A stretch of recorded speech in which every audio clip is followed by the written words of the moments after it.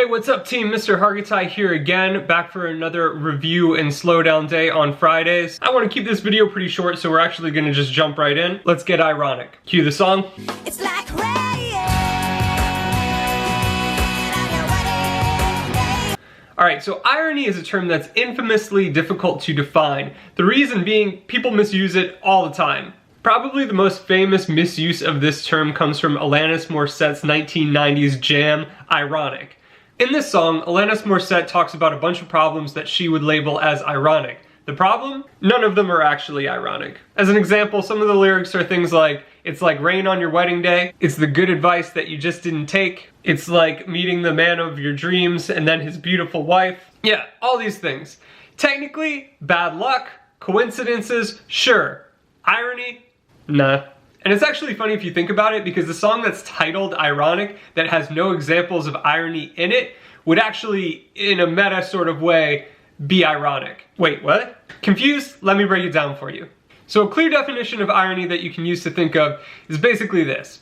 Irony is when the exact opposite of what you expect to happen happens, usually to an amusing extent. I don't know, Mr. Hargatai, that's kind of hard to conceptualize. Can you give me an example, please? Yep, no problem, I got you. Here's one coming straight from real life. In 1981, former President Ronald Reagan was the victim of an attempted assassination. When he got out of his bulletproof car, John Hinckley Jr., the would-be assassin, came out and fired his gun. So he actually missed. But one of the bullets that he fired actually ricocheted off the car door and hit Ronald Reagan, sending him to the hospital. So you get why this is ironic? I'll give you a few seconds to try to figure it out, and you can yell it at the screen. I actually can't find my watch. Alright, time's up. Now a key detail to understand here is, had Ronald Reagan been using a normal car, the bullet likely would have just gone straight through and not bounced off at all. The fact that it was a bulletproof car is the reason why the bullet bounced off rather than just going right through. Alright, so the answer to why this is ironic. A bulletproof car is specifically meant to protect you from bullets. That's its sole function. In this case, the fact that it was a bulletproof car was the one reason that Ronald Reagan got injured by the bullet. Now that's ironic. Alright, now that we got that clearer definition, it's actually important that we learn that there are three different types of irony. We've got verbal, which is when you say something that's the exact opposite of what you mean. Like, oh man, this class is so interesting. You have situational, which is when something happens in a situation, like the Ronald Reagan example. And then you have the last one, which is dramatic irony, which is what we're focusing on today. Now, dramatic irony does not have anything to do with the fact of being overly dramatic. It actually relates to the original definition of drama, which is pertaining to the theater. The reason for this is dramatic irony actually has to have an audience in order to be dramatic irony. Dramatic irony happens when the audience has a piece of vital information that the characters do not have access to. So looking at our scene from earlier this week, when Juliet is going on and on about how much she wants to see Romeo. She says, "So tedious is this day, as is the night before some festival, to an impatient child that hath new robes and may not wear them." So essentially she's saying waiting for her wedding night with Romeo is very similar to a child waiting to try on new clothes from a festival. She can't wait for the excitement. The reason this is dramatic irony is because we're actually aware of something that Juliet isn't.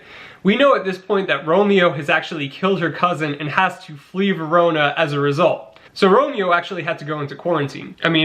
Hiding. This is dramatic irony because we can actually feel the tension knowing that Juliet will find this out, and actually everything she's saying right now is about to get turned on its head. The exact opposite of what she is expecting is what's really gonna happen, and we know that. Dramatic irony is definitely used in a lot of comedies as well as horror films.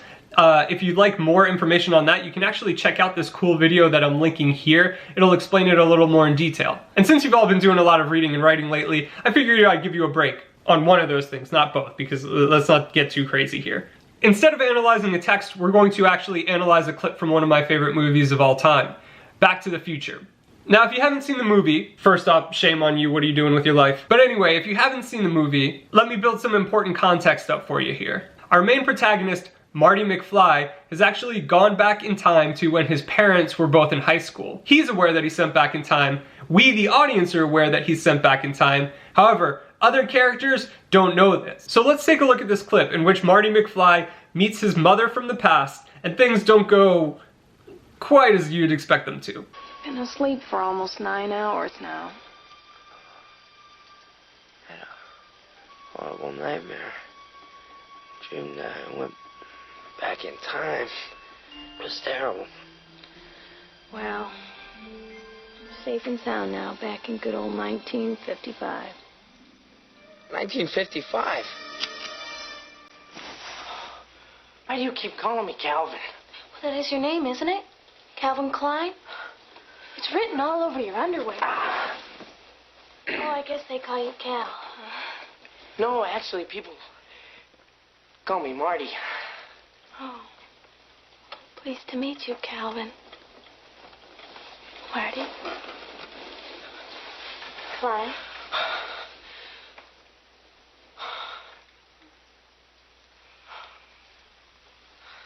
Do you mind if I sit here? No, fine. No, good, fine, good. That's a big bruise you have there. Lorraine, are you up there? Oh my God, it's my mother. Woo. Okay, so now that we've watched this clip, go into the classwork for today and write a short paragraph explaining why this would be an example of dramatic irony. Feel free to rewind the video and watch again for any further clarification, or actually just ask the teachers in your Zoom or reach out during the flex blocks. But if not, that should be it for today, and I'll see y'all next time. Bye.